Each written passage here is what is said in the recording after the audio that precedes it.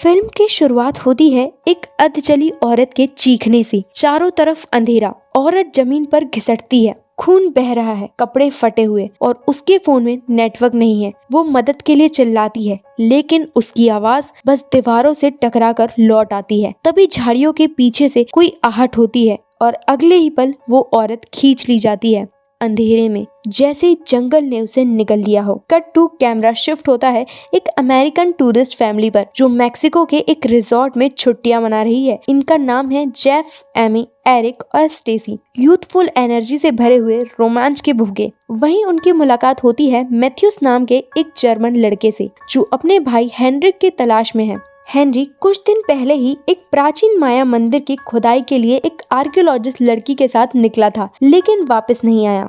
Matthews in American tourist को invite करता है उस खोए हुए मंदिर की ओर ताकि वे भी कुछ एडवेंचर महसूस कर सके।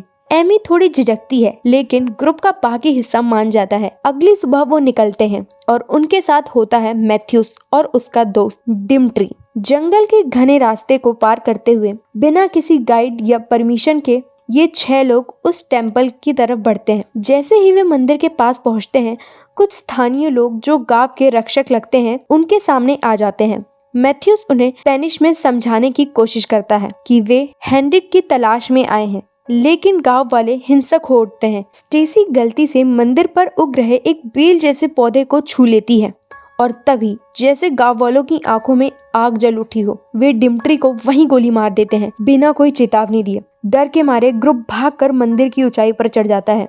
मंदिर के ऊपर उन्हें एक कैंप दिखाई देता है, कुछ सामान, एक कैमरा, लेकिन इंसान नहीं।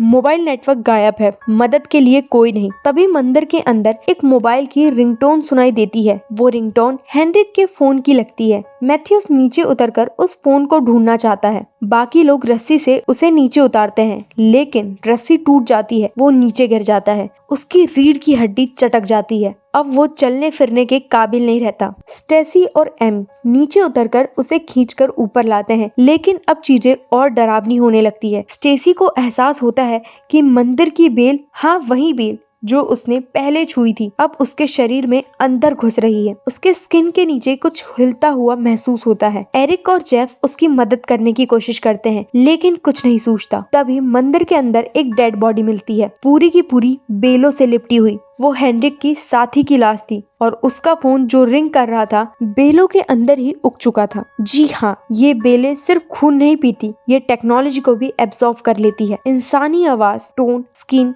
सब कुछ। धीरे धीरे सबकी हालत बिगड़ने लगती है। स्टेसी का दिमागी संतुलन भी बिगड़ने लगता है। उसे लगता है उसके पूरे शरीर के अंदर बेल फैल रही है। वह खुद को काटने लगती है, नाखून से, चाकू से, पत्थरों से। एक वक्त पर वह अपने ही पैर को चीर देती है ये सोचकर कि बेल उसे अंदर से खा रही है। ग्रुप की हालत अब बुरी हो चुकी है। बाहर गांव वाले उन्हें नहीं जाने दे रहे हैं, अंदर बेलें उन्हें जिंदा निकल रही है और मानसिक रूप से भी वो टूटते जा रहे हैं। दूसरे भाग की शुरुआत होती है उस रात से जब सब एक टेंट के अंदर बैठे होते हैं, थके हुए, डरे हुए और सबसे ज्यादा टूटे हुए। बाहर मंदिर की सीढ़ियों पर अंधेरा पसरा है लेकिन हर कोई जानता है कि अंधेरा ही सबसे कम खतरनाक चीज है। स्टेसी अपने पैरों को देखती है कि स्किन के अंदर कुछ हिलता है, कुछ खिसकता है, जैसे सांप उसके मांस में सरसरा रहा हो। जेफ उसका जख्म खोलता है और जो दिखता है वो किसी नर्क से कम नहीं।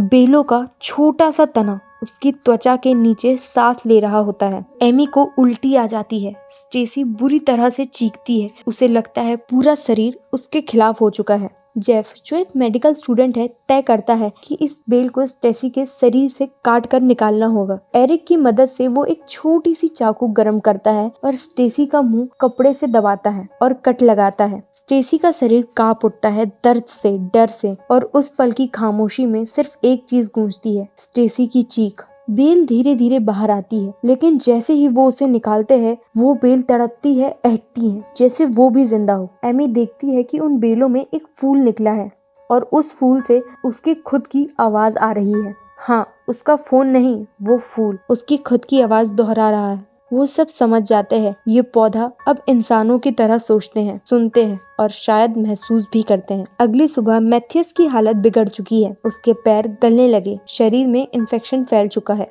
वो बड़बड़ाने लगता है, कभी अपनी माँ को बुलाता है, कभी हेनरिक को, और वो अब इस हालत में नहीं है कि बचे। स्टेसी की मानसिक हालत भी गिरती जा रही है। वो रात में उठकर अपना शरीर चेक करती रहती है, चाकू से खुद को कुरेदती है। वो मान चुके हैं कि उसके अंदर की बेलें उसे निगल रही है। एक रात जब जेफ सो रहा होता है, स्टेसी चुपचाप उठती है और खुद को बुरी तरह से काट डालती है। उसकी चीख सुनकर सब जागते हैं और जब जेफ उसे रोकने की कोशिश करता है, स्टेसी उसे लात मारकर फेंक देती है। वो जमीन पर गिरता है और उसकी पसलियां चटक जाती हैं। स्टेसी बड़बड़ा रही है, मैं बेल नहीं बनूंगी, मैं पौधा नहीं बनूंगी, और फिर खुद को आखिरी वार करती है। उसकी चीख जंगलों में गूंजती है, एक ऐसी चीख जिसे कोई सुन नहीं सकता क्योंकि कोई बचाने वाला बचा ही नहीं। अब ग्रुप में बस बचे हैं एमी, एरिक और जेफ, 3 लोग, और बेल अब उनके शरीर में भी अपनी जगह बना चुकी है। वो जानते हैं कि वक्त बहुत कम है। जेफ अब एक आखिरी प्लान बनाता है। एमी को हर हाल में यहाँ से निकालना होगा। वो कहता है, अगर हम सब मर भी जाएंगे लेकिन तू बच गई तो दुनिया को ये बताने वाला कोई रहेगा कि क्या हुआ था। दूसरे भाग का अंत होता है उस प्लान के साथ जो जेफ और एरिक मिलकर बनाते हैं, एक सेक्रीफाइस प्लान जिसमें एक को मरना होगा ताकि दूसरा गांव वालों का ध्यान भटकाए और एमी मंदिर से भाग सके। लेकिन क्या ये मरा हुआ जंगल वाकई इतनी आसानी से किसी को जाने देगा? यही पता चलेगा तीसरे और अंतिम भाग में। तीसरे और अंतिम भाग की शुरुआत होती है एक भारी खामोशी से। स्टेसी की लाश अब मंदिर के एक कोने में पड़ी है, खून से सनी हुई। उसकी आंखें अब भी खुली हैं, जैसे मौत के बाद भी वो बेलों से लड़ रही हो। जेफ, एरिक और एमी अब तीनों समझ चुके हैं कि यह सिर्फ एक शारीरिक संघर्ष नहीं, एक मानसिक जंग है, और इस जंग में जो जितना जिंदा दिख रहा है वो उतना ही अंदर से खोखला हो चुका है। जेफ तय करता है कि एमी को बचाना है, चाहे कुछ भी हो जाए। वो एक प्लान बनाता है। एमी खुद को मरा हुआ दिखाएगी और वो दोनों गांव वालों का ध्यान भटकाएंगे। जेफ कहता है, अगर तू बच गई तो ये जंगल कभी भी किसी को नहीं निगलेगा, तुझे ये कहानी बाहर ले जानी होगी। अगली सुबह वो प्लान पर काम करते हैं। जेफ एमी के शरीर पर स्टेसी का खून लगा देता है ताकि वो मरी हुई लगे। फिर एमी को कपड़े से लपेटकर मंदिर की सीढ़ियों पर छोड़ा जाता है। इसके बाद जेफ अकेले मंदिर के नीचे जाता है, दोनों हाथ हवा में उठाकर चिल्लाता है, हम में से बस मैं बचा हूँ। गांव वाले उसे घेर लेते हैं, उनके हाथों में भाले, तीर, बंदूकें। तुम सबको चाहिए तो मेरा खून तो लो। एक गोली चलती है और जेफ जमीन पर गिर जाता है। उसकी आंखें खुली की खुली रह जाती है। उसका शरीर बेलें अपनी तरफ खींच लेती है। वो अब जंगल का हिस्सा बन चुका है। इस बीच एमी मौका पाकर भागती है। बेलों पर मंदिर की दरार के बीच से टूटे पत्ते, कांटों और झाड़ियों को चीरती हुई गांव वाले समझ जाते हैं कि वो जिंदा है और पीछे भागते हैं। लेकिन तब तक एमी दूर निकल चुकी होती है। वो भागती है जैसे जान नहीं, आत्मा दौड़ रही हो। उसके शरीर पर बेलों के जख्म हैं, लेकिन उसकी आंखों में आग है। वो जंगल पार करती है और एक उजाड़ रास्ते पर पहुंचती है। वहीं उसे एक जीप दिखती है जो शायद मेक्सिको के किसी फॉरेस्ट एरिया की है। वो चीखती है, दौड़ती है, और जैसे ही वो ड्राइवर उसे देखता है, उसके पास आता है, एमी बेहोश हो जाती है। कट टू कुछ दिन बाद का दृश्य। हम देखते हैं एक ग्रीक टूरिस्ट ग्रुप को। वो वही टूरिस्ट है जो डिम्ट्री के दोस्त थे।